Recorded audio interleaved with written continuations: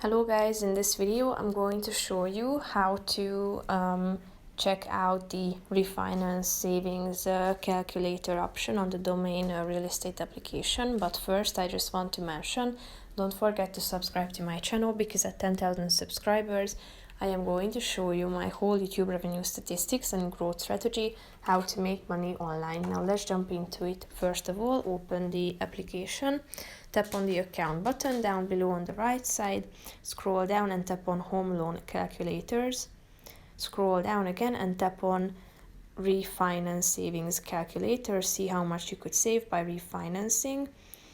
Here you should type in the current interest rate, then the estimated property price, then the remaining loan amount,